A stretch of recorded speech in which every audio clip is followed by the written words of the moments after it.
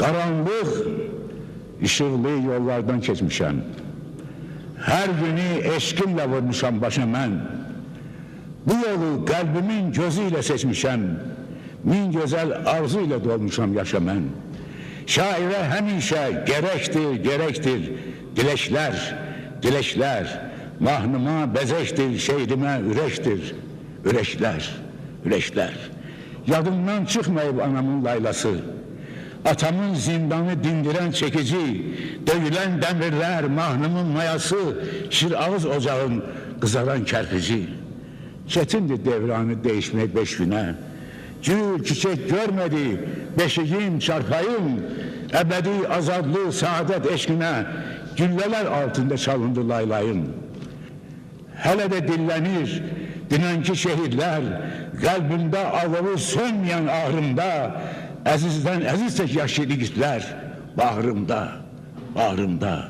Qoy geçsin cənubdan əbədi sürgünə, nalələr, qoy taxsın bu sahil, o sahil köksünə, lalələr.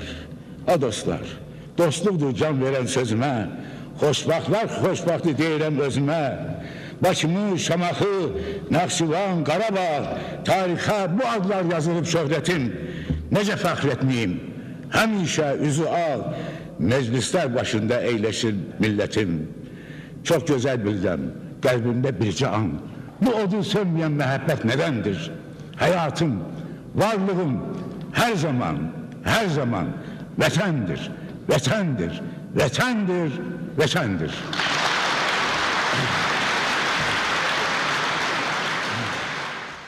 Xoş gördük, hörmətli qonaqlar. Poeziya həvəskarları, Süleyman sevərlər, əziz televiziya tamaşaçıları.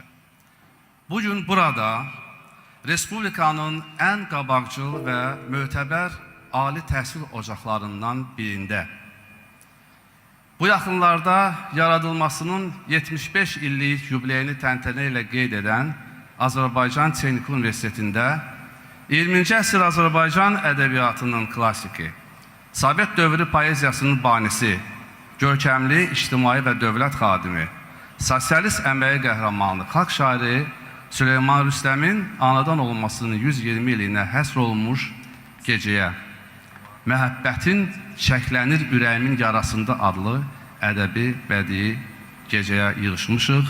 Süleyman Rüstəmin ruhunu şad edirik. Tədbirin burada keçirilməsi heç də təsadüfi deyil.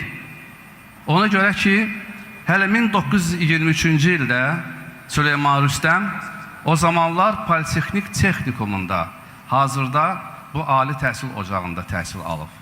Və digər tərəfdən biz İstədik ki, Süleyman Rüstəm gənclik şairi, məhəbbət şairi olduğuna görə həm Texniki Universitetin tələbələrinə, həm də gənclərinə Süleyman Rüstəm yaradıcılığını, Süleyman Rüstəm şəxsiyyətini tanıdaq, onun Azərbaycan ədəbiyyatındakı xidmətlərini göstərək.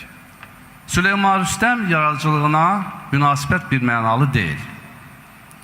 Bir az qism hesab edir ki, Süleyman Rüstəm partiya komsomol şairdir.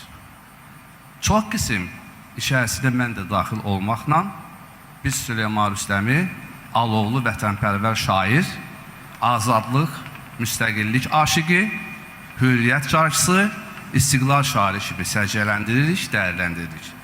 Bunun da əsası var. Əgər Süleyman Rüstəmin yaradıcılığına baş vursaq, onun o dərin fəlsəfi fikirlərini yiyələnsək, mənim nə qədər haqlı olduğuma biz əmin ola bilərik. Süleyman Rüstəm Azərbaycan ədəbiyyatında ürəkləri riqqətə gətirən, könül sızıldadan, qəlb çırpındıran poetik misralar, gözəl musiqi mətnlərinin müəllifi kimi eyni zamanda satirik və böyük məna kəsb edən əsərlərlə tarix yazıb. Süleyman Rüstəm 1906-cı ildə Bakı şəhərində dünyaya göz açıb. Atasının dəmirçixanası indiki Akademik Dram Teatrının yerində fəaliyyət göstərirdi. Və hələ erkən yaşlarından, kiçik yaşlarından Süleyman Rüstəm dəmirçixanaya gələr, atasına kömək edər, zindana çəkic vurardı. Və sonradan bu çəkic zindan səsləri sanki şairin bir ömür notları kimi, həyat simfoniyası kimi yaradıcılığında öz gözəl əksini tapıb. Süleyman Rüstəm xoşbəxt şairdir. Çünki heç də hər bir şairə sağlığında klassik olmaq və poeziyanın patriarxı titulunu daşımaq nəsib olmur. Və bu xoşbəxtliyə haqq edən Süleyman Rüstəm neçə ədəbi nəslin inkişafında, formalaşmasında böyük xidmətlər göstərib. İki misal çəkmək istəyirəm. 1927-ci ildə Gəncədə müəllimlik edən, şeirləri dövrü mətbuatı dərc edilən və sevilən Səməd Vurğunun Bakıya köçərək şair kimi formalaşmasında, onun Moskvaya təhsilə göndərilməsində Süleyman Rüstəmin böyük xidməti olub. Və eləcə də Türk dünyasının böyük şairi Nazim Hikməti Bakıya dəvət edən, onu Azərbaycan oxucusuna tanıdan da məhz Süleyman Rüstəm olub. Və qeyd etmək istəyirəm ki, Nazim Hikmətin ilk kitabı Türkiyədə deyil, Azərbaycanda Süleyman Rüstəmin redaktorluğu ilə işıq üzü görüb. Süleyman Rüstəm lirik şairdir, satirik şairdir, böyük fundamental əsərlər yazıb, dramaturji əsərləri var, nəsr əsərləri var, tərcümələri, publisistik yazılar var. Əlbəttə bunlar bizim Azərbaycan ədəbiyyatının inciləridir. Onun lirikası həddən artıq axıcıdır, həzindir. Və heç də təsadüfi deyil ki, Azərbaycanın çox məşhur bəstəkarları Süleyman Rüstəmin şeirlərinə, qəzəllərinə müraciət edib, çox gözəl, dəyərli musiqilər, mahnılar ərsəyə gətiriblər. Və başda Seri xalq artisti Zeynəb Xanlarova olmaqla bizim demək olar ki, bütün müğənnilərimiz, xanəndələrimiz Süleyman Rüstəmin şeirlərinə, qəzəllərinə müraciət edib və bu ənənə davam edir və bizim indi birazdan səhnədə bir-birindən gözəl ifaları da çıxış edən müğənnilərimizin repertuarını bəzəyir. Bütün tədbir boyu Rafael İslamovun rəhbərliyi ilə instrumental ansambl müşahidə edəcək bizim müğənnilərimizi və çıxışlarda Süleyman Rüstəmin həyatı, yaradıcılığı, onun Azərbaycan ədəbiyyatında, ictimai fikir tarixindəki rolundan bəhs ediləcək xatirələr səslənəcək. Və icazənizlə Süleyman Rüstəmin anadan olmasının 120 illiyinə həsr olunmuş bu ədəbi bədii gecəni açmaqla sizi musiqi və poeziya kəhkəşanına dəvət edin. Və istəyirəm ilk olaraq musiqi nömrəsini hamılıqla dinləyək. Təbii ki, Süleyman Rüstəmin sözlərinə yazılmış mahnı olacaq. Və çox məmnuniyyətlə, çox sevilən müğənni Sədəf Budayqovanı səhnəyə dəvət edirəm. Buyursun.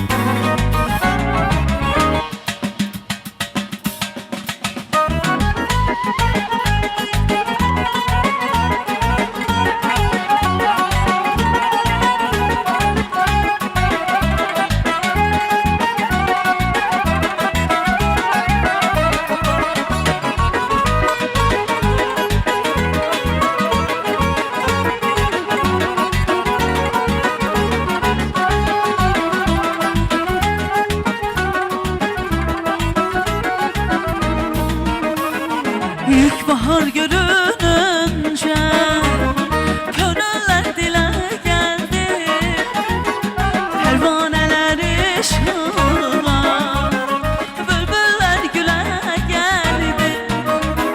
İlk bahar görününce könüller dile geldi, pervaneler ışığa, bülbüller güle geldi.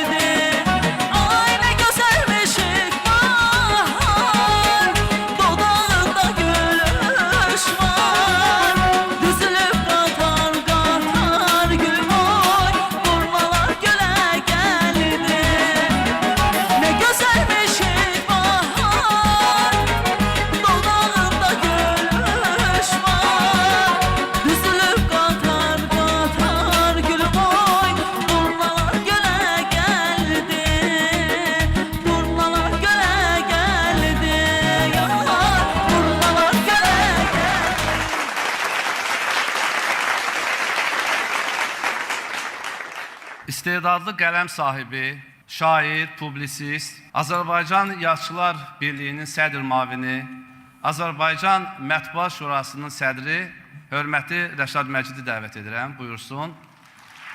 Və qeyd etmək istəyirəm ki, Rəşad Məcid 525-ci qəzetin baş redaktoru olaraq bu illər ərzində Süleyman Rüstəmi həsr olunmuş neçə yazının işi üzü görməsində bilavasitə onun xidməti var. Alqışlar. Çox sağ olun, Rəfar müəllim. Hörmətli Rəfar müəllim, hörmətli vilayət müəllim, hörmətli tədbir iştirakçıları, çox məmnunam bugün burada olmaqdan, çıxış etməkdən. Mən Azərbaycan Yazıçılar Birliyinin sədri, xalq yazıçısı Anar müəllimin adından sizi salamlayıram. Bu il biz mart ayının 12-sində Fəxri Xiyabanda xalq şairi, sosial səməyə qəhrəmanı Süleyman Rüstəmin doğum günündə onun məzarını ziyarət etdik.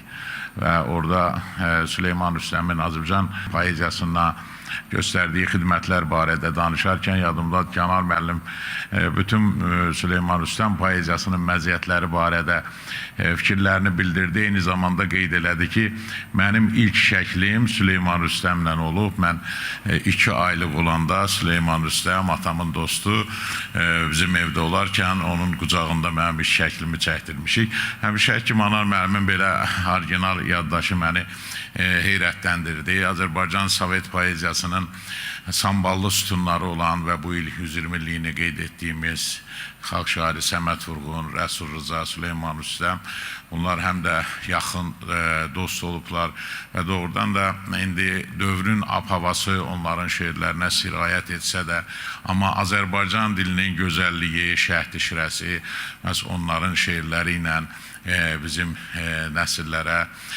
təsir eləyib. Süleyman Rüstəm gənclər indi xatırlamır, amma bizim nəsil nümayəndələri onun şeirlərini, onun gözəl ahənglə həm öz dilindən səslənən şeirlərini, həm müxtəlif aktyorlar tərəfindən ifa olunan şeirlərinin ab-havasını, enerjisini indi də yadda saxlayır. Yadımdadır ki, biz onun Ana və Paçdolyon şeirini necə həyəcanla dinləyirdik. 4 ay vardı, ananın gözləri yol çəkirdi, başqa bir dərdi yoxdur. Oğul dərdi idi, dərdi şeiri çox məşhur idi. Süleyman Rüstəmin yaradıcılığında Cənub mövzusu şübhəsiz ki, əsas sütunlardan birini təşkil edirdi və bu gündə dillər əzbər olan, su kimi axıcı səslənən Təbrizim, Təbrizim, aman Təbrizim, yox olsun başından duman Təbrizim misraları yenə də hamımızın dillərinin əzbəridir. Nə qəşəngdir yol boyunca söyüdlər, söyüdlərin kölgəsində igidlər, babalardan dinləyirlər öğütlər, coşur damarlarda qanı Təbrizim. Yoxdur bu mərdlərin sanı Təbrizim kimi misraları ilə, eyni zamanda Məhəmməd Hüseyin Şəhriyarla şeirləşməsi bizim yaddaşlardan silinməyən poeziyamızın möhkəm nümunələrindən biridir. Və eyni zamanda Süleyman Rüstəm sevgi şairidir, eşq şairidir. Onun qəzəlləri dillər əzbəri idi və həm Zeynəb xanımın ifasında, həm digər bizim müğənnilərin ifasında səslənirdi və o misralar şübhəsiz ki, gənclərin də sevimli misraları idi. Mən yönəltmək istəyirəm gəncləri ki, Süleyman Rüstəmin qəzəllərini oxusunlar və o qəzəllərin hansı insan hiss duyğularını, sevgini necə göstərdiyinin şahidi olsunlar. Rüstəmin ondaki canan görünür gözlərinə, imtihan üçün sən onun barmağını kəs bilməz kimi yüzlərlə belə beytləri var. Mən bugün təşəkkür edirəm Texniki Universitetin rektorluğuna, rəhbərliyinə. Şeir oxumaq, şeir bilmək insanı güclü edir, möhkəm edir, əzilməz edir.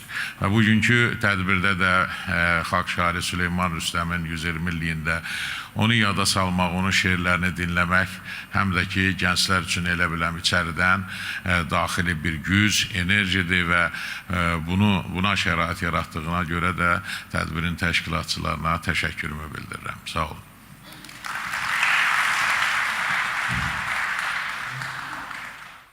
Poeziyamızın sönməz günəşi Süleyman Rüstəm çox mənalı, çox parlaq, şərəfli və eyni zamanda keşməkeşli təzadlı ömür yolu keçib. Akademik Bəkir Nəbiyev deyirdi, Süleyman Rüstəmin poeziyası Azərbaycan Respublikasının müxtəsər ensiklopediyasıdır. İndi isə diqqət monitora. O gün bir meclisdə gəldik üzdən. Bu eşqi pinhanı tanımadım. Ayları, illəri sənsiz keçirən könlü pərişanı tanımadım. Yuxulu illərim oyandı yenə. Sanki ilk gəncliyim qovuşdu mənə. Nə deyim? Nə deyim? Nə deyim sənə? Oduna yananı tanımadın mı? Bir zaman dilimdə, sözümdə səndin. Gecəli gündüzlü gözümdə səndin. Ürəyimdə səndin, özümdə səndin. Üstünə heyranı tanımadın mı? Sənin üçün mənası yoxdur bəlkə də. Az çox tanıyan var məni ölkədə. Bilir ki mən kiməm? Cansız kölgə də. Sən bu Süleymanı tanımadın mı?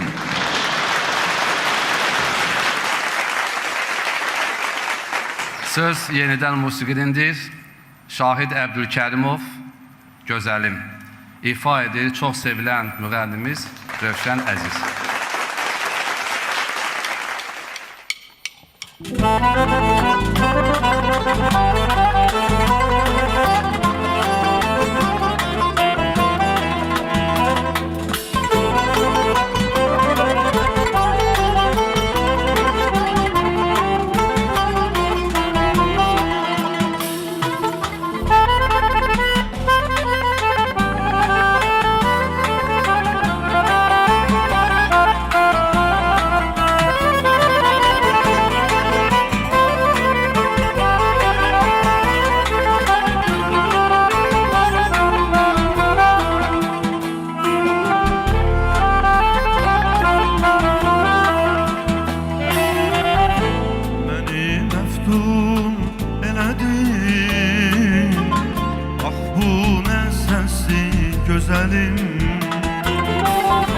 Məni məftun elədin, ah bu nə səsli gözəlim. Bu həqiqət gözəl, incə nəfəsli gözəlim. Bu həqiqət gözəl, incə nəfəsli gözəlim. Mən sənin eşqinin qəlbimdə hər an, qəlbimdə hər an çox gəzdirmişəm.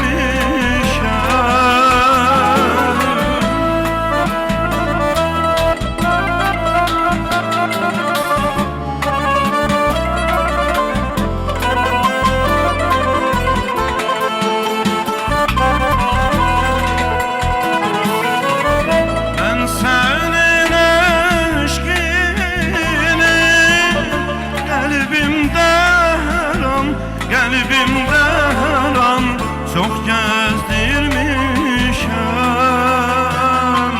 Sən də qəlbində mənim, sən də qəlbində mənim eşqimi gəzdir gözəlim.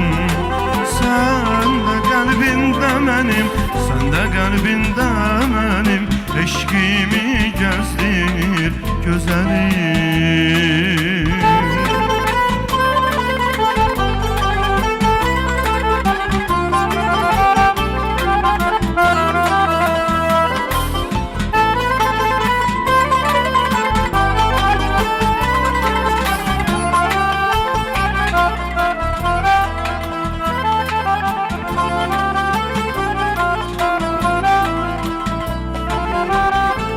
Vardığım xoş əməlim, güldü baharım sənsən.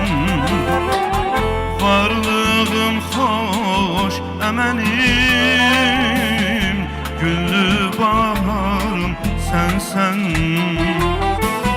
Bu ürək sözlərimə şübhən əbəsli gözəlim.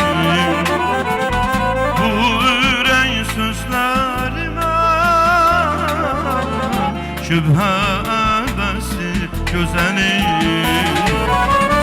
Mən sənin eşqinim, qəlbimdə hər an, qəlbimdə hər an çox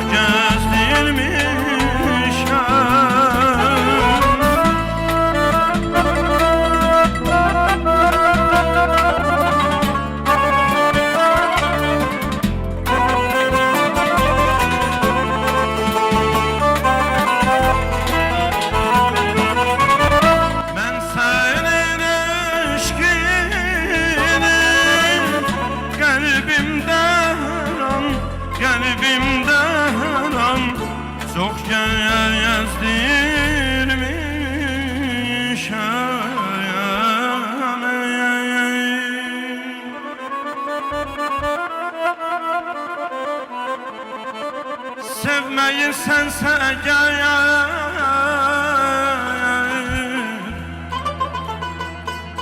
sevməyirsensə əgər, gəlmə uzaqdan.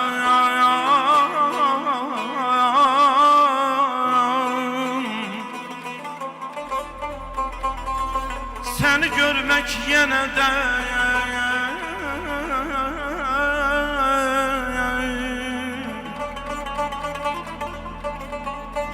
səni görmək yenə də Rüstəmə bəsdir gözəlim.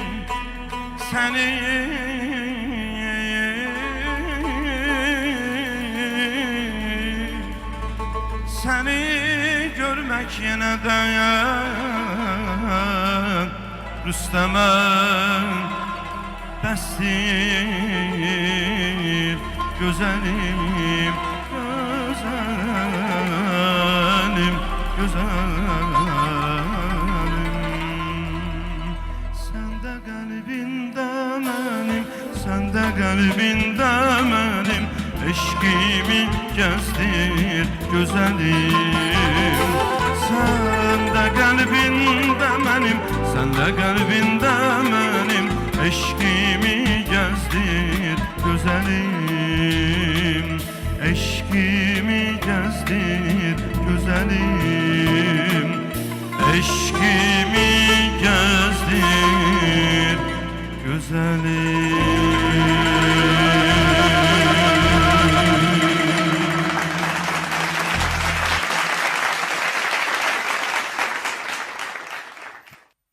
Əziz qonaqlar, bizim burada aramızda Süleyman Rüstəmin ailə üzvləri ilə yanaşı, eyni zamanda Mirzə Ələkbər Sabirin, Cəfər Cabbarlının, Seyfəddin Dağlının, akademik Məmməd Arif Dadaşzadənin, Araz Dadaşzadənin, Dilbər Axundzadənin, Ənvər Əlibəylinin ailə üzvləri iştirak edirlər.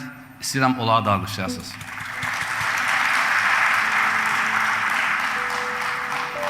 Qüdrətli söz sərkərdəsi Süleyman Rüstəm ədib olmaqla yanaşı qeyd etdiyimiz kimi görkəmli ictimai və dövlət xadimi idi və 1938-ci ildən 1989-cu ilə qədər 51 il müddətində Azərbaycan Ali Sovetinin deputatı olub və ömrünün son 18 ilini Ali Sovetin sədri olub, yəni parlamentə rəhbərlik edib. Və bu arada mən istəyirəm çox görkəmli alim, dəyərli ziyalı, gözəl natiq, Azərbaycan Respublikası Milli Məclisinin sədr müavini, Azərbaycan Milli Elmlər Akademiyasının akademiki Rafal Hüseynovu dəvət edin. Buyurun, hörmətlə.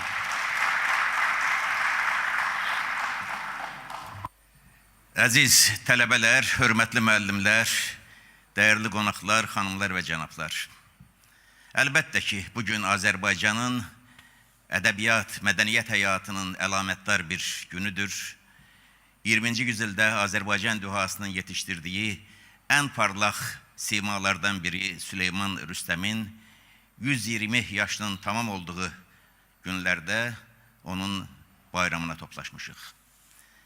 Bu ədəbi bayram, bu məclis Azərbaycanın bilavasitə ədəbiyyatla, bilavasitə mədəniyyətlə bağlı hansısa bir mərkəzində deyil, texniki universitetdə keçirilirsə, əlbəttə bunun bir tarixi mənası və öz məntiqi var. Texniki Universitet ya keçmişdə söyləndiyi kimi köhnə adı ilə desək Politexnik İnstitutu, mühəndislər, cəmiyyətin ayrı-ayrı sahəsində quruculuqla məşğul olan insanları yetişdirir. Və Süleyman Rüstəm də bilavasitə ruh mühəndisliyi və cəmiyyət quruculuğu, millət quruculuğu ilə məşğul olmuş bir insandır. Və Süleyman Rüstəm artıq 21-ci əsrdən 120 yaşının tamam olduğu hündürlükdən nəzər salınırkən əsla sadə bir şair olmayan, Azərbaycan düşüncəsində, Azərbaycan mənəviyyatında mühüm yeri olan, həlledici yeri olan bir insan kimi qavranılmalıdır və ona görə gərək müasir insanlar onu yaxşı tanıya, yaxşı qiymət verə. Çünki gördüyüm və bildiyim dərəcədə hələ o böyük şəxsiyyətin, onun ədəbiyyatdakı, cəmiyyətdəki missiyasının mənasını sonacan dərk eləyə bilmirlər. Süleyman Rüstəm o vaxt dünyaya gəlib ki, sanki bir keçid mərhələsi idi. Süleyman Rüstəm artıq ilk ədəbi təcrübələrini qələm alamağa başlayanda, ədəbiyyata gələndə, ədəbiyyatın köhnə nəslinin nümayəndələri də həyatdaydı. Hüseyin Cavid də yazıb yaradırdı, Əbdülrəhim bəy Haqverdiyev də ədəbiyyat meydanındaydı. Süleyman Sani Axundov da əli qələmli idi və neçə başqaları. Onlar köhnə ədəbiyyatın, köhnə nəslin nümayəndələri idilər. Amma Süleyman Rüstəm və onun yaşıtları ədəbiyyata gəlirdilər. Yaşıtları bir neçə yaş fərqi ilə, amma eyni nəslin insanları idilər bunlar. Rəsul Rıza da, Səməd Ruğun da, Məmməd Rahim də, digərləri. Onlar cavan insanlar idilər və artıq onlar yeni zamanın övladları idilər. Köhnə zamandan dərs alırdılar, köhnə zamanın ənənələrini mənimsəmişdilər, yeni zamana hazırlaşırdılar. Və Süleyman Rüstəm bir dəmirçioğluydu. Yəni, o çağın dili ilə, ifadəsi ilə desək, proletariyatın içərisindən çıxmış, fəhlə sinifinin, o cəmiyyətin nisbətən kasıb təbəqəsinin içərisindən çıxmış bir insan idi. Və Süleyman Rüstəm yaşadığı 10 illərin içərisində o cəmiyyətin ən sevimli, ən üstün tutulan insanlarından birinə çevrildi. Əlbəttə ki, bütün o üstünlükləri, bütün o imtiyazları ona içərisində yaşadığı illər, o dövrün siyasəti, o quruluş bağışlamışdı. Əlbəttə ki, onun ideolojisini də, onun xəttini də tərənnüm etməliydi. Və müəyyən mənada dövrünün balasıydı amma eyni zamanda o böyüklərdən dərs almışdı. Süleyman Rüstəm yolunu başlayanda ilk məktəb illərində onun birinci müəllimi 4-cü Rus-Tatar məktəbində oxuyanda onun müəllimi Süleyman Sani Axundov idi. Süleyman Sani Axundov o vaxt bu məktəbdə dərs deyirdi. Amma eyni zamanda bütün Azərbaycan uşaqlarına, gənclərinə dərs deyirdi. Onun qorxulu nağılları çıxmışdı, əl-əl gəzirdi. İnsanlar oxuyurdular, gənc nəsil oradan öyrənirdi. Amma Süleyman Rüstəm və onun yaşıtlarının bəxti gətirmişdi ki, onların dərs aldığı otaqda müəllimləri Süleyman Sani Axundov idi. Üstündən bir müddət keçir, o Nərmanov Texnikumunda dərs alır. Nərmanov Texnikumunda dərs alanda yenə gənc, yeniyetmə bir insandır. Nərmanov Texnikumunda dərs alanda onun müəllimi Seyid Hüseyndir. O köhnə nəslin, köhnə ədəbi yaradıcılığın təmsilçisi və Seyid Hüseyn də o dövrdə artıq klassik idi. Yəni bu insanın bəxti gətirmişdi ki, yolunun lap başlanğıcından klassiklərdən dərs alırdı. Onların dərslərini mənimsəyirdi. Onlardan vətənpərvərlik, bu dili, bu milləti sevməyin dərslərini öyrənirdi. Və ona görə də Süleyman Rüstəm bütün yaradıcılığı boyu daim bu dilə, bu yurda, bu millətə sədaqətlə xidmət eləmiş bir insan oldu. Onun yaradıcılığı əslində bir örnəkdir. Çoxlu xəritələr var. Siyasi xəritələr var, fiziki xəritələr var, topografik xəritələr var, başqa növ xəritələr. O xəritələr zaman keçdikcə dəyişə bilir, o xəritələrdə sərhədlər dəyişir, ayrı-ayrı coğrafi məntəqələrin adları başqalaşır. Amma bir də var millətin mənəviyyat xəritəsi, tutalım millətin ədəbiyyat xəritəsi. O millətin ədəbiyyat xəritəsi həmişə bütövdür və onun sərhədləri heç zaman dəyişilə bilmir, həmişə bütöv qalır. Azərbaycanın hansısa bir dövrdə daha böyük olub ərazisi, o dövrdə Azərbaycanın içərisində yaşamış şairlər bu günləri onların adlarının yanındakı o nisbəni, hansı yerdə doğulduqlarını çəkəndə görürsən, biri Dərbənddə doğulub, biri Ərdəbildə doğulub, biri tamam başqa bir yerdə. Bunlar ayrı-ayrı indi coğrafiyalardır, ayrı-ayrı ölkələrdir. Amma ədəbiyyatın xəritəsində onlar hamısı bir yerdədirlər, bütöv Azərbaycandır. Və Süleyman Rüstəmi bir ədəbiyyat xadimi, bir şair olaraq, bir Azərbaycan aydını, ziyalısı olaraq səciyyələndirən əsas cəhət ondan ibarətdir ki, o bütün ömrü boyu bütöv Azərbaycanın o bölünməyən, sərhədləri parçalanmayan, həmişə tam qalan, adları dəyişdirə bilməyən böyük sərhəddinin içərisindəki millətin şairidir və bütün yaradıcılığı ilə bunu ortaya qoyub. Yolunun başlanğıcında 1923-cü ildə artıq ədəbi meydanda önə çıxan insanlardan biri idi. 1923-cü ildə 17 yaşı vardı, gənc bir oğlan, yeniyetmə bir insan. Azərbaycanda Gənc Qızıl Qələmlər İttifaqı yaranır. Əslində gələcəkdəki yazıçılar İttifaqının təməli elə o demək idi. Hərçənd ondan əvvəl də hələ 1907-ci ildə ayrı bir yazıçılar birliyi qovuşması yaranmışdı və yazıçılar birliyinin tarixi də 1934-cü ildən deyil, əslində elə 1907-ci ildən götürülməlidir. 1923-cü ildə Gənc Qızıl Qələmlər İttifaqı yaranır və az sonra 1925-ci ildə Gənc Qızıl Qələmlər İttifaqının birinci qurultayı keçirilir, toplaşırlar və ilk sədr olaraq Süleyman Rüstəmi seçirlər, cavan bir insanı. Yəni yolunun başlanğıcından onun öndə olmaq, rəy verə bilmək, səmt göstərə bilmək qabiliyyəti hiss olunurdu ki, onu seçmişlər. Onun ətrafındakiler hamısı cavan insanlardılar. Cavan insanların hamısı iddialı olur və hər biri birincilik eşqi ilə çırpınır. Ancaq onlar birinciliyi Süleyman Rüstəmə vermişdilərsə, demək onun gücünü görürdülər, onun qabiliyyətini görürdülər və təşəbbüskar olub həmişə. Elə o illərdə də ədəbiyyat meydanında seçilməkdədir, fərqlənməkdədir. 1927-ci ildə artıq onun yazıları ədəbiyyatda gördüm. Deyir ki, özünün xatirələri var, söyləyirdi, danışırdı, mənə də şəxsən danışıb və yazılarında da qələmə alıb müxtəlif xatirələr məclisində də bunu dilə gətirib Seyid Hüseynindən danışanda. Seyid Hüseyin Nərimanov Texnikumunda onun müəllimi idi.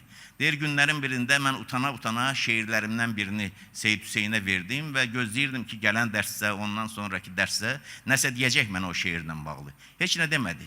Amma deyir, üstündən bir ay yarım, 2 ay keçəndən sonra Maarif və Mədəniyyət jurnalının təzə bir nömrəsi çıxmışdı. Uşaqlar mənə dedi, oxumusan onu? Deyir, dedim, yox, oxumamışım. Dedilər, orada sənin şeirin çıxıb. Deyir, dedim, axı, mən Maarif və Mədəniyyətə şeir verməmişəm.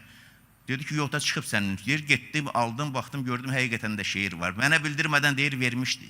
Yəni, o dövrün insanları gözünü açıb belə tərbiyəni görmüşdü.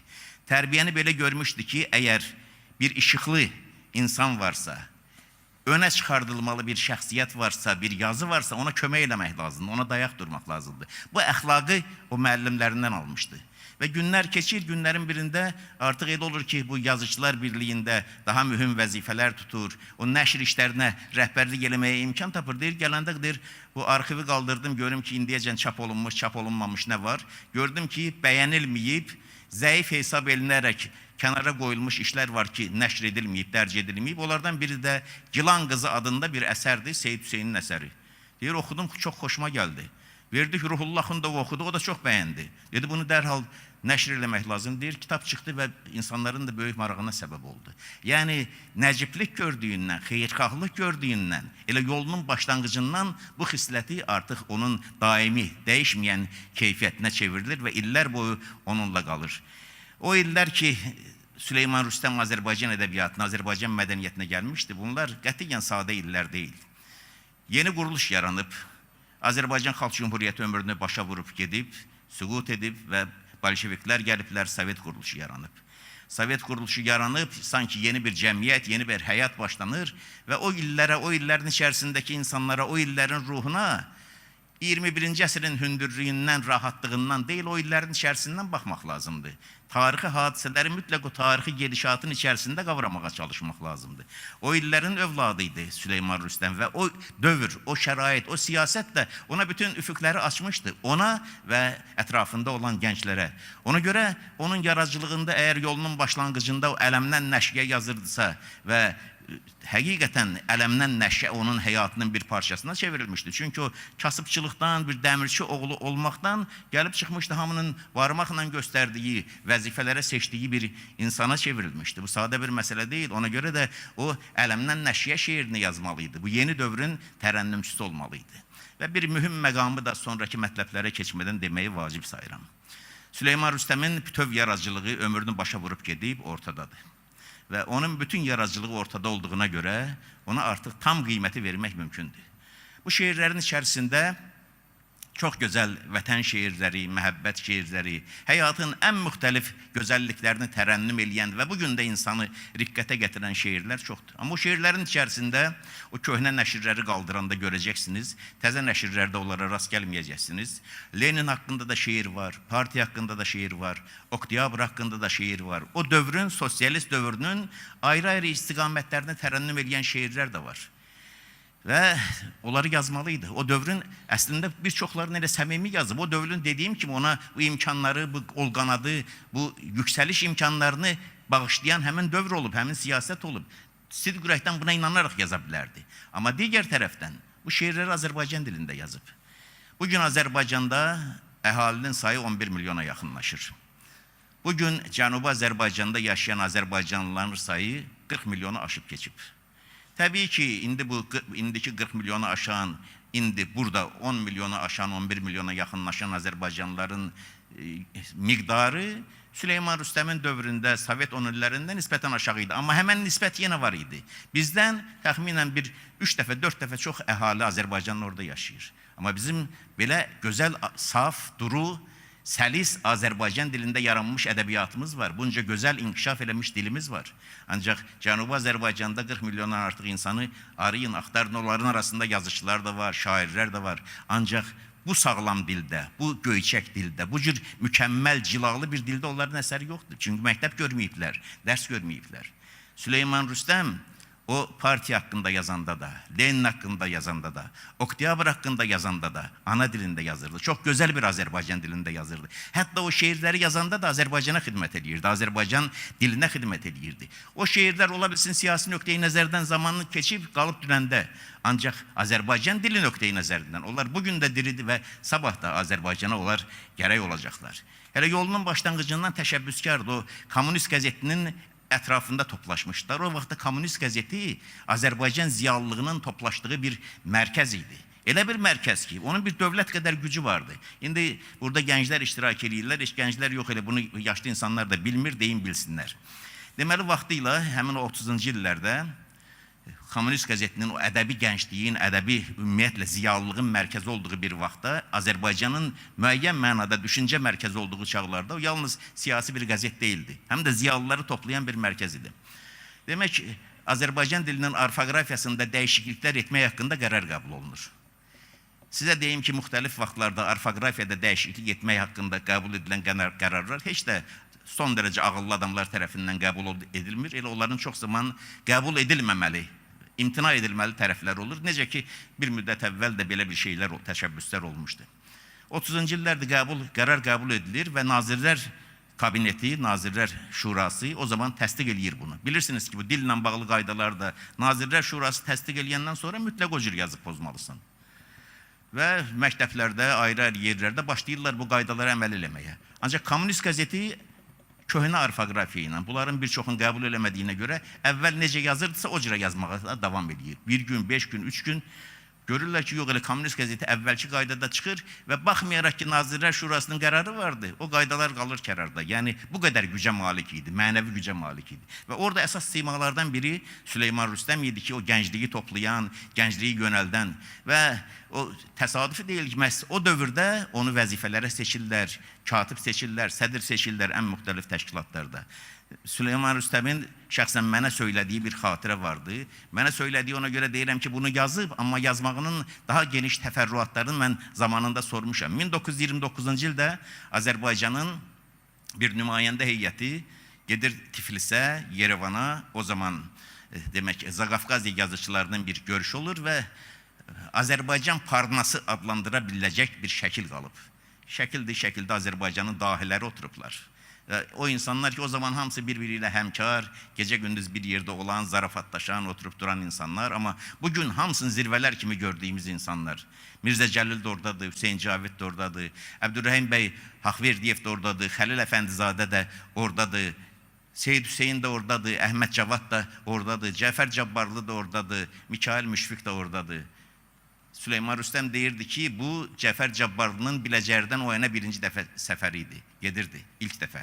Yəni hamısı cavan idi, hələ Azərbaycandan kənara çıxmamışdılar, şöhrətləri Azərbaycandan kənara yayılmamışdı. Hələ Azərbaycan hüdudunda onları tanıyırdılar, sevirdilər. Amma gedirlər orada İrəvanda, Tiflisdə bunların görüşləri olur, çıxışlar edirlər, bunları kəşf edirlər. Və o nümayəndə heyətinin rəhbəri hamı kimi cavan idi. Bəlkə bir neçəsindən daha cavan idi Süleyman Rüstəm. 1929-cu ildə və 1906-cı il nədir ki, cavan bir oğlan. Ancaq nümayəndə heyətinin rəhbəri hamının ağsaqqalı Əbdülrəhim bəy Haqverdiyev idi. Nümayəndə heyətinin katibi Süleyman Rüstəm. Və o səfərlə bağlı, məsələn, mən soruşurdum ondan Hüseyin Cavidin oradakı davranışları ilə bağlı. Elə təfərrüatları söyləyirdi ki, bir kəs bilmirdi. Yəni, bütün başqa məziyyətlərindən əlavə Süleyman Rüstəm varlığında tarix daşıyan bir insan idi. Və gözəl də yaddaşı vardı, hər şey təfərrüatı ilə yadındaydı. 1927-ci ildə Mayakovski gəlmişdi Azərbaycana. Mayakovskini Süleyman Rüstəm Bakıda da görmüşdü, Moskvada da görmüşdü. Və Mayakovski de o dövrün çok böyük bir şairi idi və yenilikçi bir şair idi. Ədəbiyyata o yeni ruh gətirən bir insan idi. Və Süleyman Rüstəmin də bir şair olarak, bir yaradıcı olarak ömrünün axır vaxtlarına qədər ən əsas məziyyətlərindən biri bu olub ki, o cavanlığında olduğu kimi ahıl çağlarında da, ixtiyar yaşlarında da o daim içərisindəki o yenilikçilik, o cavanlıq duygusunu saxlayıb. Şeir oxuyur, fikir verirsiniz. O şeiri də oxuyanda görürsən ki, Dəmirçioğlu'dur, enerji ilə doludur içərisi. Və bu enerji onun hər misrasında var. O Mayakovski ilə bağlı xatirələrini danışırdı. Bakıda bizim o indi Fəvvarələr meydanı dediğimiz yerde zamanında o keçmiş Nərgiz kafesi olan yerde, o tam mərkəzində bir Lavrenti Brigadze adlı bir məşhur fotoğraf olmuştu. Onun emalatxanası vardı orada. Azərbaycanın böyük şairlərinin, yazıçılarının, o dövr xadimlərinin əksəriyyətinin fotolarını o Lavrenti Brigadze çekip. Gedirlər, həmin o məşhur şəkildə qalıb. Mayakovski oturub orada, Hüseyin Cavid oradadır, Kamski oradadır, Süleyman Rüstəm oradadır, digərləri şəkil çəkilib. Xatirələrdə əksini tapmayan epizodu danışırdı Süleyman Rüstəm. Deyirdi ki, bu Mayakovski de biraz həmişə ipə sapa yatmayan bir insan olub da. Deyir, orada gördü bir şarap şüşəsi var, boş. Götürdü onu da koydu dəstənin qarşısındakı, qoy bu da düşsün şəkildə. Deyir, Cavid durdu ki, yox. O şüşə olsa mən onda şəkil çəkdirməyəcəm. Deyir, ta Cavid ağsaqqal don sözündən keçə bilmədi, götürdü Mayakovski, qoydu şüşəni qırağa, şəkil çəkildi, yadigar. Yəni, hər anla bağlı bir xatirəsi vardı. Bir elə yaddaşı saxlamışdı ki, hafizəsinin o dərin qatında. Başqa heç bir insan onun nə yazmışdı, nə bilirdi. Və 1926-cı ildən, 25-ci ildən artıq Nazım Hikmətlə yazışırdı. Nazım Hikmətin Azərbaycana gəlişinin səbəbkarlarından biri olmuşdu. Günəşi içənlərin türküsü Nazım Hikmətin ilk kitabıdır. O kitabı tərtib eləyən də Azərbaycan mətbuatında çıxan şeirlər əsasında. O kitabdakı bir neçə şeirləri çevirən də Süleyman Rüstəm idi. Yəni o cavan yaşında Azərbaycan ədəbiyyatı niyə Mayakovski ilə niyə ünsiyyət qururdu? Nazım Hikmətlə niyə ünsiyyət qururdu? İstəyirdi ki, Azərbaycan ədəbiyyatının, Azərbaycan ziyallığının düşüncə üfüqləri, əllərinin çatdığı uzaqlar genişlənsin. Azərbaycan içərdən böyüdüyü kimi kənara da, xaricə də əl-qol atsın, uzansın, inkişaf eləsin. Moskvada oldu, Moskva illərindən çox təcrübələr yığdı, onları da gətirdi Azərbaycana və bütün bunlar onu o dövrün çox mükəmməl bir insanı kimi şəkilləndirdi. Cənub mövzusunu deyirlər ki, başqaları da yazıb, dönə-dönə də söylənib ki, bu yaradıcılığında mühüm yer tutur, onun silsilə şeirləri var və bu Cənub mövzusu onun yaradıcılığına elə 30-cu illərdən gəlib. 1941-42-ci illərdə o 2-ci Dünya Müharibəsinin Azərbaycanın da qatıldığı Sovet İttifaqının tərkibində və birinci Böyük Vətən Müharibəsi deyilən hissəsi başlananda o müttəfiq qoşunlar İrana girəndə Amerikanlar gəlmişdi, İngilislər gəlmişdi və Sovet hərbi kontingenti də gedir Əziz Əliyevin rəhbərliyi altında və Azərbaycandan böyük bir dəstə olur orada. Azərbaycandan olan dəstənin içərisində o adamlar vardı ki, farsça bilirdilər, ərəb əlifbasını bilirdilər və o mühitin içərisində mədəni ünsiyyətlərin qurulmasında köməklik göstərə bilərdilər. Onların sırasında Süleyman Rüstəm də vardı və sonraki illərdə onun yaradıcılığında o həmin günlərin təəssüratlarının böyük əks-sədası var. Ancaq Güney mövzusu onun yaradıcılığına daha əvvəldən gəlmişdi. 34-cü ildə onun Yaxşı Adam adında bir əsəri çıxmışdı ortalığa. 1939-cu ildə Qaçaq Nəbini yazmışdı. 40-cı ildə Qaçaq Nəbi səhnəyə gəldi, amma orada da Güney mövzusu vardı. Və Güney mövzusu Azərbaycanın bütövlüyü, Azərbaycanın ruhca bütünlüyü onu ömrü boyu düşündürürdü, narahat edirdi və həm də ən əvvəl Azərbaycan dilini düşünərək bunu qələmə gətirirdi, dilə gətirirdi, düşüncəyə gətirdi. Şəhriyarın Heydər Babaya salamı çıxdı və bütün güneydə və burada Şimali Azərbaycanda böyük əks-səda doğurdu. Ona sıra-sıra cavablar yazıldı. Ona sıra-sıra məktublar yazıldı. Ancaq Süleyman Rüstəmdən çox yazanı yoxdur. Birini yazmadı, ikisinə yazmadı, üçünü, dördünü, beşini yazdı məktubun. Və məktublaşmağa başladılar. Buna Şəhriyar cavab yazdı. Gün çırtladı, göz qamaşdı. Şəhriyarın şeiridir. Süleyman Rüstəmi həsr eləyib onun növbəti cavablarından biri. Gün çırtladı, göz qamaşdı. Araz mənlə xosunlaşdı. Könlüm sənə doğru qaçdı. Səsin gələcək Süleymanım. Sənə can qurban Süleymanım. Şəhriyar yazırdı və Şəhriyar ona bir qardaş kimi məhəbbətlə baxırdı. Ancaq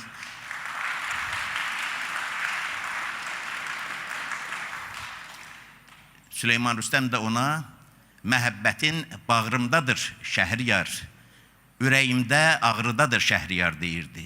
Və yalnız Şəhriyar yox, o dövrün ən aparıcı ədəbi xadimlərindən Cənubi Azərbaycandan çıxmış Səhəndlə, Sönməzlə, Haşim Tərlanla yazışırdı, onlara şeirlər həsr edirdi, onlardan cavablar alırdı. Cavad Heyyət Varlıq dərgisini buraxmışdı. Bu, Cənubun həyatındakı çox mühüm bir hadisə idi və dərhal Süleyman Rüstəm ona cavab verirdi, münasibət bildirirdi. Yəni, bütün bunlar onu göstərir ki, ömrü boyu o millət quruculuğu ilə məşğul olub. Dillə məşğul olursa, dilin kamilliyinə çalışırsa, istəyirsə ki, bu millətin, bütöv millətin, sayı 50 milyonu aşan millətin özünün ortaq, gözəl ədəbi dili olsun, demək bu millət quruculuğu məsələsidir. O millətin ayrı-ayrı böyük insanları arasında əlaqələrin daha da dərinləşməsinə çalışırsa, bu böyük sadəcə şairlik deyil, bu sadəcə ictimai xadimlik deyil, bu millət quruculuğu məsələsidir. Süleyman Rüstəmlə mənim ilk görüşüm, mən tələbə ikən 1975-ci ildə olub. O zaman mən Azərbaycan radiosunda axşam görüşləri verilişi hazırlayırdım, o veriliş yenə gedir və 7 noyabr günlərindən biri gələcəkdi. Növbəti bayram idi. Onunla bağlı Süleyman Rüstəmlə telefonla danışdım, dedi gəldi. Mən Şərqşünaslıq fakültəsində oxuyurdum, elə eyni küçə, 3 addım boyanda Ali Sovetin binası idi, indiki Əl Yazmalar İnstitutuna gəldim. Süleyman Rüstəm bir şeir yazmışdı, qara mürəkkəblə yazırdı adətən, çox səliqəli xətti də vardı. Həm ərəb əlifbasında səliqəli xətti vardı, həm bu o dövrdə Kiril işlənirdi, Kiril əlifbasında. Şeiri oxudu, verdi mənə. Dedi, elə bilirsən ki, soruşdu əvvəl ki, harada oxuyursan? Dedim, Şərqşünaslıq fakültəsində. Dedi ki, düz 50 il əvvəl mən o Şərqşünaslıq fakültəsində oxuyurdum. Həqiqətən, Azərbaycan Darülfünununun Şərqşünaslıq fakültəsində oxumuşdu. 1925-ci ildə deyir ki, məndən yuxarı kursada Cəfər Cabbarlı oxuyurdu. Və dedi ki, elə bilirsən bu şeirləri yazmaq asandır. Derim, bilirəm, yox, çətindir. Deyir, başqaları yazacaqlar, səhv eləyəcəklər, siyasi səhv eləyəcəklər və çox vacib bir məqamı da deyim. 30-cu illər olmuşdu, siyasi repressiyalar dönəmi olmuşdu. Nə qədər bizim görkəmli şəxsiyyətlərimizi həbs ediblər, tutublar, gülləliyiblər. Müşfiq gedib, Salman Mümtaz gedib, Əhməd Cavad gedib, digərləri. Ancaq o dövrü təhlil eləmək üçün, o dövrdəki insanlara qiymət vermək üçün indi arxiv sənədləri bir meyardır. Bir meyardır ki, onu gərək biləsiniz. Nədir o? O dövrdə kimsə kimin haqqında danos yazıb, kimsə kimin əleyhinə yazıb. Süleyman Rüstəm o dövrün tək, yeganə ədəbi xadimidir ki, heç kimin haqqında nə açıq, nə gizli, bircə kəlmə də yazmayıb. Bu çox vacib bir məsələdir. Bu qeyrət məsələsidir, vicdan məsələsidir, mənəviyyat məsələsidir. Və son olaraq, 1927-ci ildə Süleyman Rüstəm gənc bir insan idi. Bunu Gəncəyə dəvət eləmişdilər, gənc yazıçılarla görüşə. Orada Qızıl Qələmlər İttifaqının Gəncə şöbəsini yaratmalıydılar. Orada Gəncədə məşhur bir Bağmanlar məhəlləsi var. Gəncənin əsas baş küçəsidir, baş məhəlləsidir. O Bağmanlar məhəlləsində təklif eləyirlər ki, burada şeir oxu. Deyir, axı, burada sağında solumda adamlar, bu şeiri oxumaq üçün gərək bir hündür yer ola, səhnə ola, bir kürsü ola, oradan oxuyam ki, hamı eşidə. Deyir, imtina eləyir. Amma təkid edirlər, yox, mütləq oxumalısan. Baxır ki, bir çınar ağacı var yaxında. Çıxır çınar ağacına, başlayır çınar ağacından şeir oxumağa və hamı da çox məmnun qalır. Özünün də yadında qalmışdı, o anı görmüşlərin hamısının da xatirində o epizod qalmışdı. Və mən indi Süleyman Rüstəmi düşünürkən 120 yaşının tamamında onu bütün Azərbaycan ədəbiyyatının kontekstində göz önündən keçirirkən, yalnız Azərbaycan ədəbiyyatının xadimi kimi deyil, Azərbaycan ictimai-siyasi düşüncəsinin, Azərbaycan mənəviyyatının çox uca bir zirvəsi kimi onu düşünürkən, elə onu mən çinarın üstündə, çinarın budaqları arasında düşünürəm. Bu çınar Azərbaycandır. Azərbaycan çinarının ucalığında Süleyman Rüstəm həmişə görünəcək, onun səsi Azərbaycan insanına həmişə çatacaq, bugün çatır və bütün gələcəklərdə də çatacaq.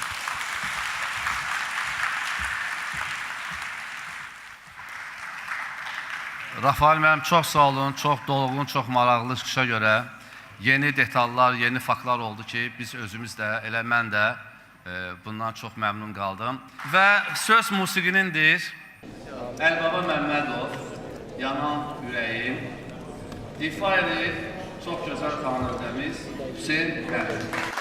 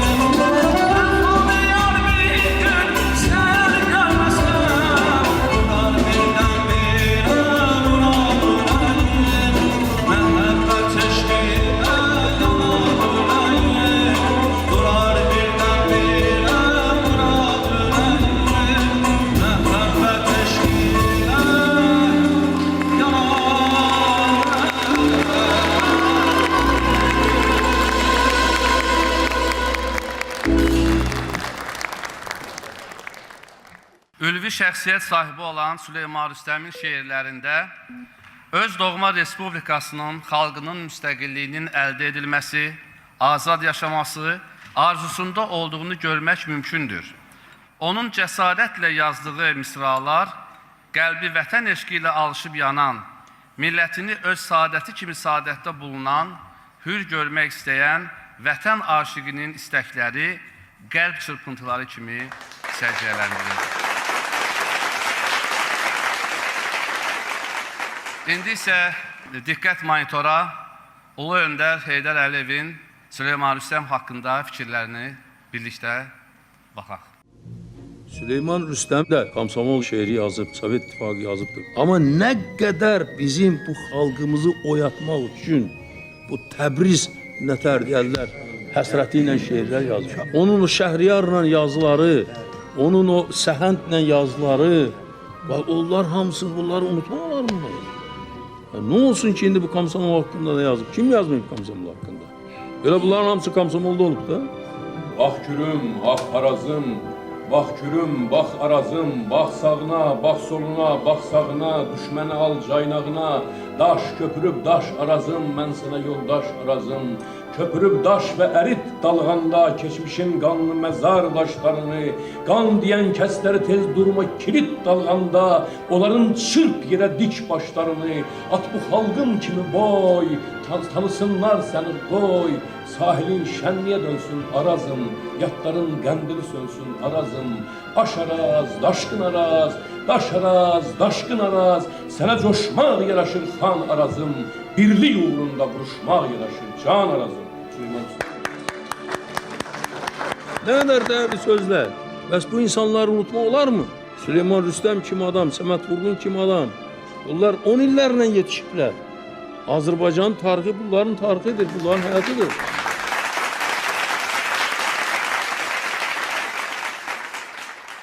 Söz yenidən musiqinindir. Ramiz Mirişli Yandım, elə yandım. İfa edir çox gözəl, dəyərli müğənnimiz, xalq artisti Gülyaz Məmmədova. Buyursun.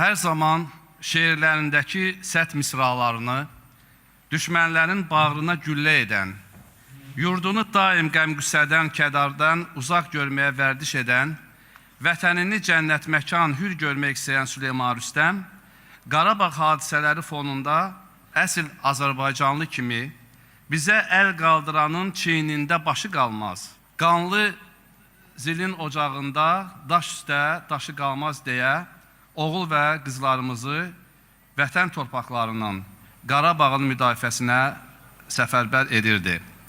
Keçən əsrin 60-cı illərində hələ Qarabağ məsələləri o zamanlar qalxan zamanda Süleyman Rüstəm yazırdı. Oyan xalqım, xorenlər iş başındadır, xudayallar bekar gəzir. Bu, böyük bir mesaj idi. Yəni, xudayallar, xorenlər artıq siz üçün hər şey aydın oldu. Və Qarabağ mövzusu ilə bağlı Süleyman Rüstəmin bir cəsarətli çıxışını da mən qeyd etmək istəyirəm.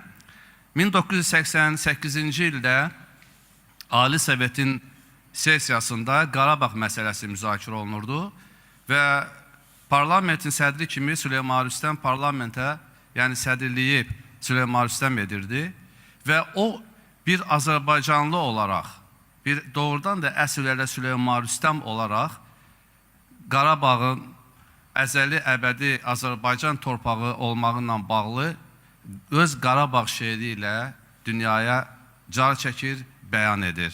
Və bu da onun əsl Azərbaycanlı, mərd Azərbaycanlı oğlu olmağından xəbər verir. Və elə bu arada mən bizim çox gözəl aktyorumuz, gözəl qiraətçi Toğrul Rızanı səhnəyə dəvət edirəm və onun ifasında Süleyman Rüstəmin Qarabağ şeirini dinləyək. Məncə yerinə düşər, alqışlar.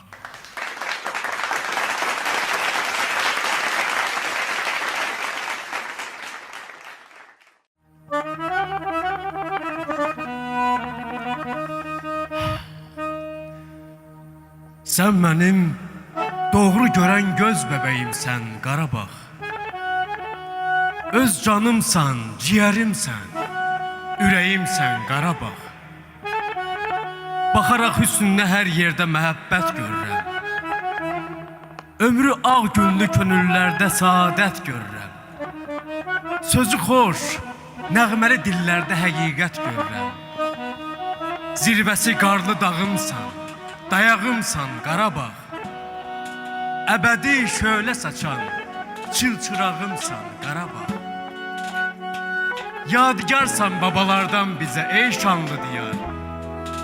Dostluğun fəxr elə, bağlarında təməl daşları var. Yaşa qəlbində məhəbbət, yaşa alnında vüqar. Şuşası şeirimizin çeşməsi dilbər Qarabağ. Yürüşündə hər ili əsrə bərabər Qarabağ. Gəzmişəm əldə qələm bağlarını, dağlarını. Dalmışam seyrə zəfər müjdəli bayraqlarını. Çəkmişəm nəzmə, gəlib vəcdə gözəl çağlarını. Adlanırsan bütün ellərdə Gülüstan Qarabağ. Sən Azərbaycanımın şöhrətisən, can Qarabağ. Gül çiçək ətri hopub qızlarının dillərinə. Yayılıb varlığının şöhrəti dost ellərinə. Qoymaram, qoymaram yad əli dəysin bağının güllərinə. Mən Süleyman səninə, sən də mənimsən Qarabağ. Vətənimsən, vətənimsən, vətənimsən Qarabağ.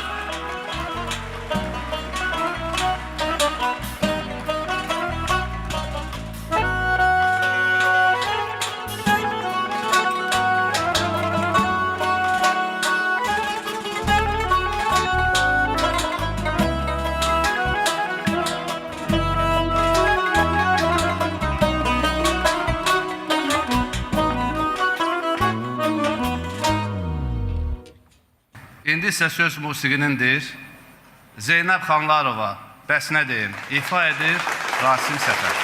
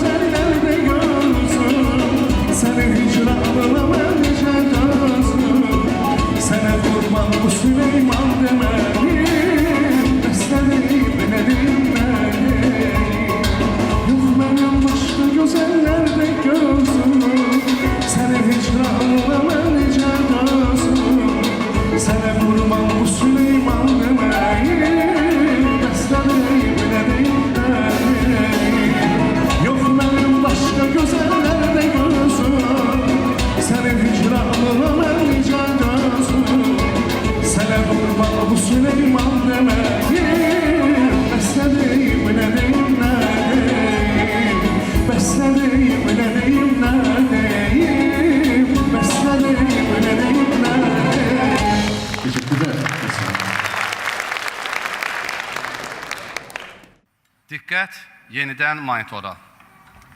Aşık olanın bağı döner gane değiller. Ateşte yanan aşıka pervane değiller. Dost aşnanı övden bakıp etrafına köllüm. Her attığımı eylül canana değiller. Aç kalbin canana göster ki inansın, bilsin ne değiller, ona efsane değiller. Ey nazır nigar, sen benim eşkim hevesimsen, eşk ateşidir can veren insana değiller. Ben fəxr edirəm, çünkü aleyhimde ne varsa, sen tek gözele, gözleri ceylana değiller. Menden sana ey gül, ne değillerse inanma, senden de yarım günde Süleyman'a değiller.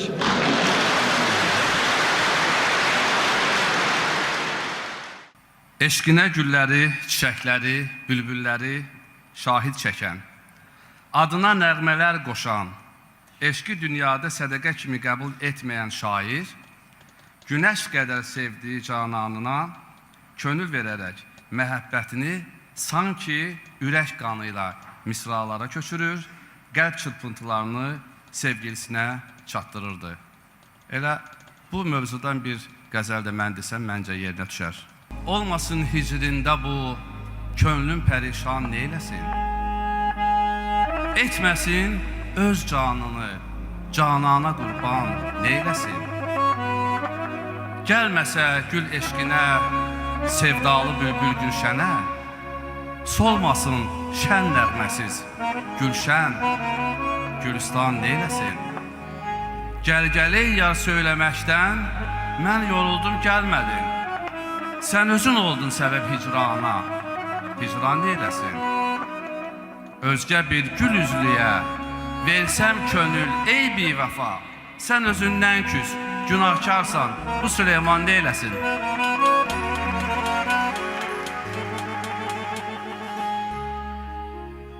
Qarşıda 3 musiqi nömrəmiz var, məlumat üçün bildirirəm.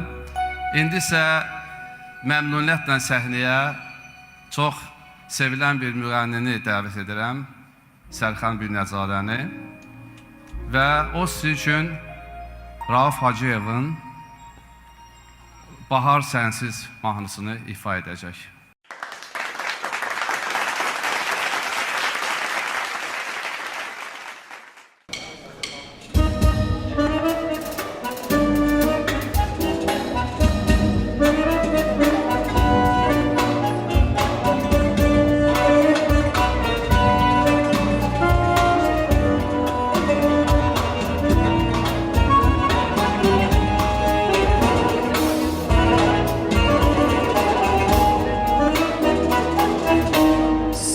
Kalbimde gezdirip her an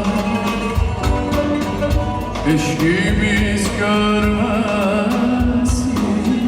dedim bir hicran. Ala gözlü yarım benimki sevdim, senin eşkinle gülüm, ağladım güldüm, ağladım güldüm.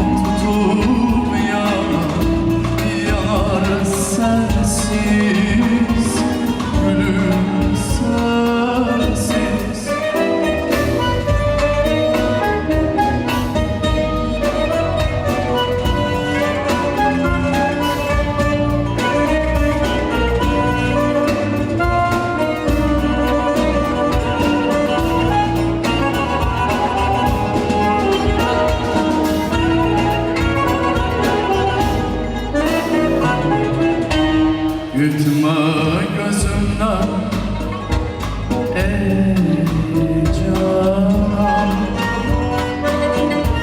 Dönmərəm sözüne ey canan Senden ilham alır benim gönlüm Seni benden inan gülüm ayırmaz ölüm ayırmaz ölüm Gülebilmez gülüm bahar sensiz Yüreğime tutun yanar sensiz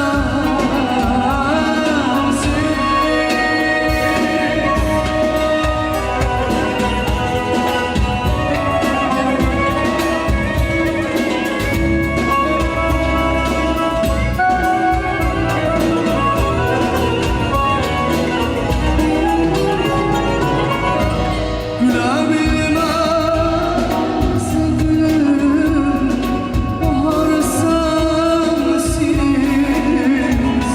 Yüreğime tutup yanar sensiz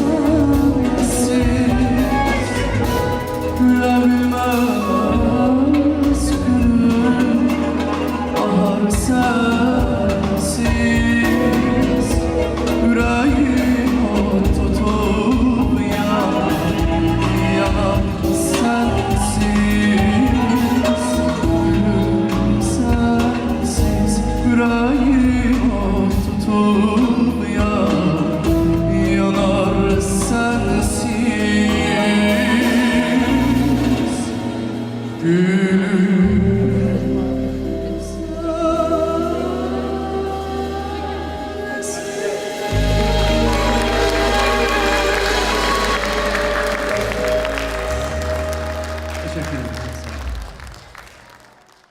Məhəmməd Bağır Bağırzadə sevməyir, qoy sevməsin. İfa edir çox gözəl gənc müğənni Xəyal Qasımov.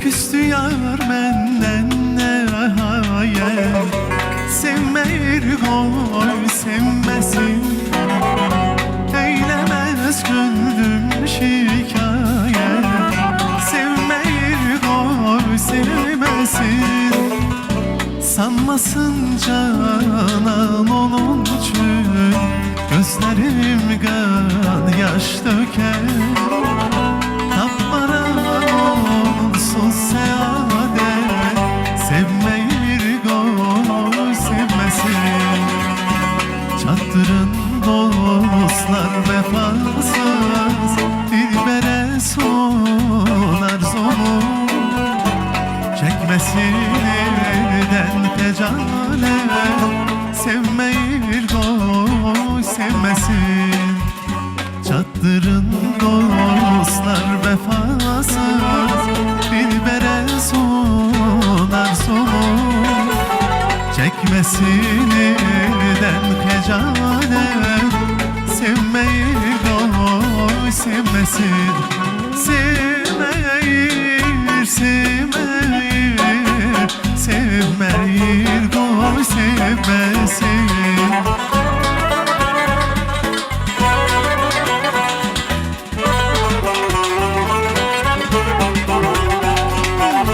Sevmeyir sevmeyir Sevmeyir koy sevmesin Küstü yar benden nihayet Sevmeyir koy sevmesin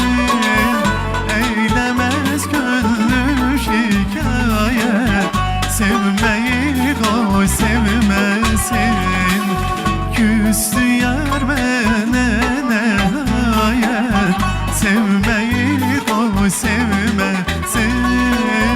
Eylemez gönlüm şikayet, sevmeyi koy sevmesin.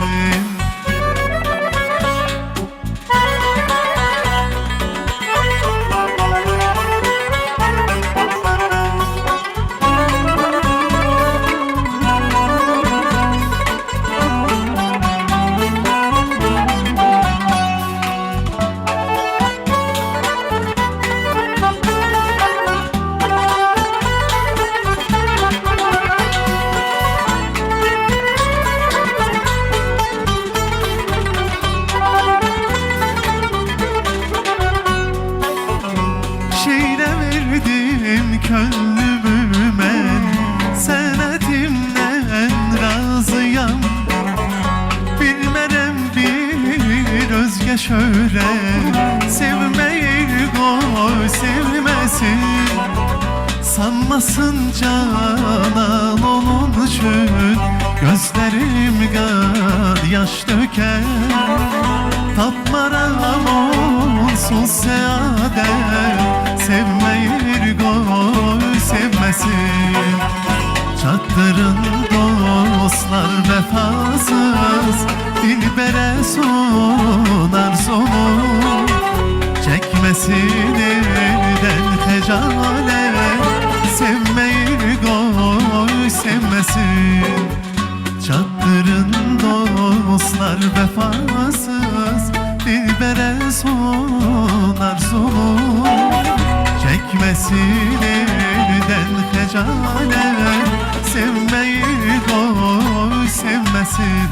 Sevmeyi, sevmeyi, sevmeyi koy sevmesin.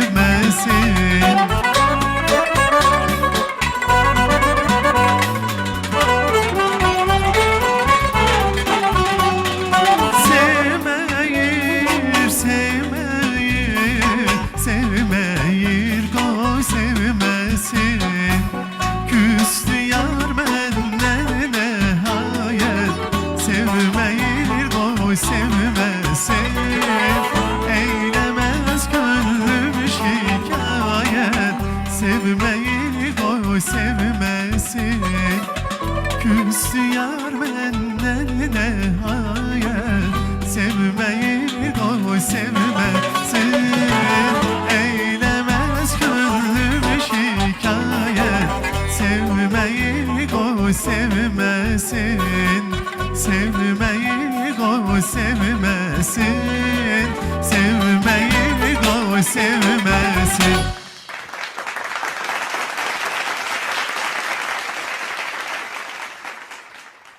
Diqqət yenidən monitora sonuncudur. Sevgilim, koyma dilimde bu şikayet kalsın. Ne de könlümde dilimde acı hasret kalsın. Gel vefasız deme bestir, seni candan sevene koymaram bir daha üstünde bu töhmet kalsın. Bir güzelsen ki güzeller sana dikmiş gözünü, değilim her zaman hakkında bu sohbet kalsın. Varsa şüphem bu söze, onda buyur al güzelim. Yüreğim kabre kadar sende amanet kalsın. Gel Süleyman o kızı gül dudağından öpsün, torpak altında da ağzında bu lezzet kalsın.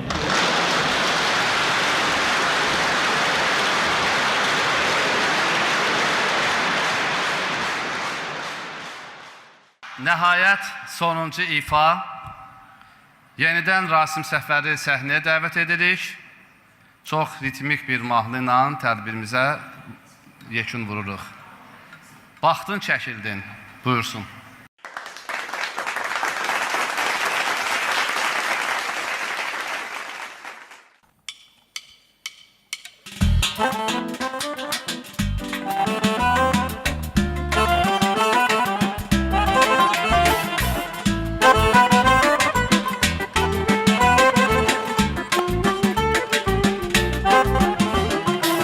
Eşkin bahar çağı, elimde çiçek, penceremden mənə baxdın çəkildin.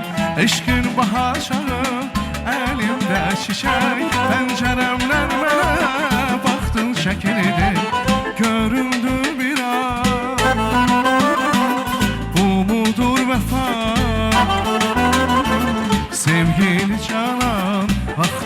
çəkildin, canımı da yaxdın, çəkildin. Ay qız sən mənə baxdın, çəkildin. Eşqin göyündə, mən ürəyində. Bir şimşək kimi baxdın, çəkildin. Pəncərəmlə mənə baxdın, çəkildin. Könlümü oda yaxdın, çəkildin. Pəncərəmlə mənə baxdın, çəkildin. Könlümü oda yaxdın, çəkildin.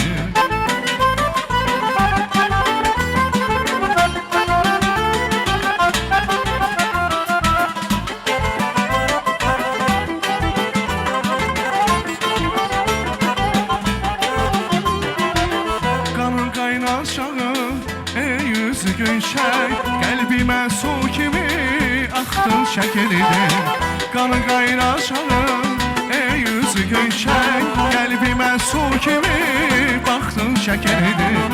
Göründün bir an, bu mudur vəfa?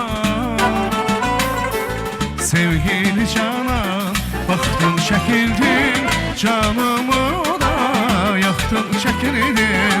Ay qız sən mənə baxdın, çəkildin. Eşqin göyündə, mən ürəyində.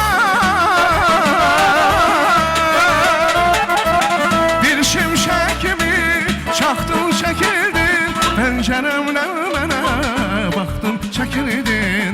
Könlümü oda yaxdın, çəkildin. Pəncərəmlə mənə baxdın, çəkildin. Könlümü oda yaxdın, çəkildin. Sevgili canan, baxdın, çəkildin. Canımı oda yaxdın, çəkildin. Pəncərəmlə mənə baxdın, çəkildin. Könlümü oda yaxdın, çəkildin. Teşekkürler. Xalq şairi Süleyman Rüstəmin nəvəsi Günəş Rüstəmzadəni səhnəyə dəvət edirəm.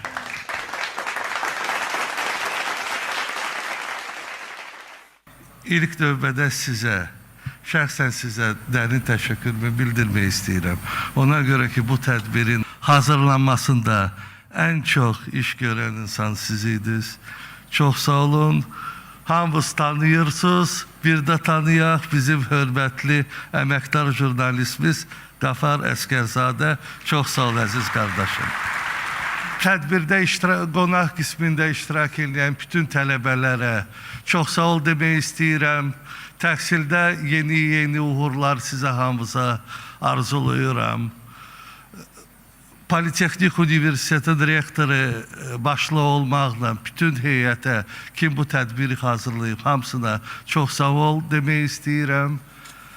Bir də çox sağ ol musiqiçilərimiz, əlbəttə ki, bizim hörmətli musiqiçilərimiz, solistlərimiz, hamısına bir-bir çox sağ ol demək istəyirəm.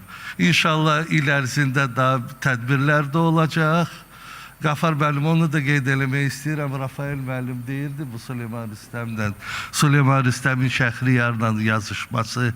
Amma bu il Ustad Şəhriyarın da 120 illik yubileyidir. Allah ona rəhmət eləsin və sözümü bir Şəhriyarın bir sözü ilə bitirmək istəyirəm. Heydər baba üz Bakıya çöndərir, hey gül dərir, bağlır sizə göndərir. Sözlərini hey endərir, döndərir. Süleyman Rüstəmi yad edir, bu şiva ilə Şəhriyarı şad edir. Sağ olun.